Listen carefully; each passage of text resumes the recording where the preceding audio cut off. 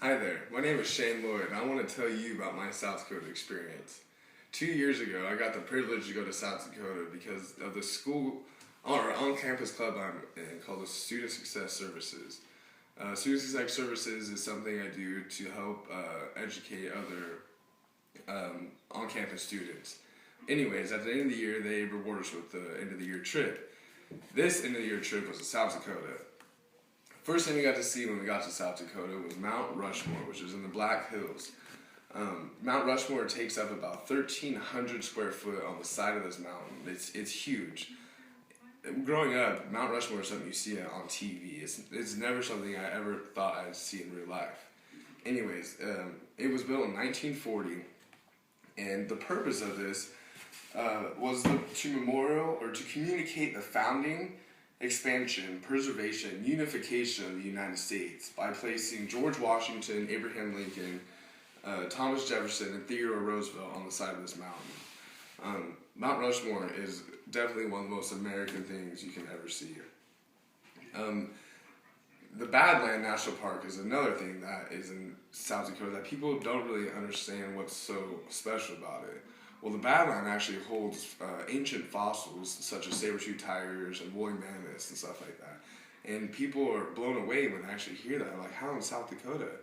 Well, I mean, you have to think, thousands of years ago, before we were here, they literally roamed around in these, and we get to just see them now as bones.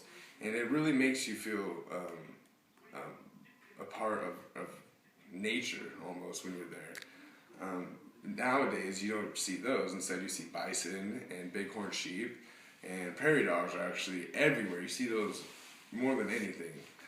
The Badland National Park is a very fun place to go to hike around. Being from the California desert, I'm used to the rugged, sandy terrain there, so it was a really fun experience being able to climb around it and put myself in that situation.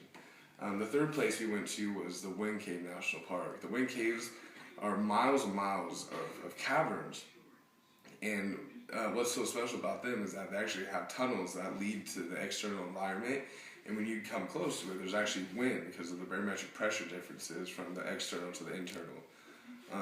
The ancient Indians used to think this was a very sacred place because of like the mountains are actually speaking to you and stuff like that. And some of the workers there actually said that there's 280 miles that they've discovered, and they said there's about double that has still been undiscovered, which they guess. South Dakota was by far the best experience I've had as an adventurer because I saw so much, and I feel like I became part of America by going to South Dakota. Anyways, thank you for listening, and that was my South Dakota experience.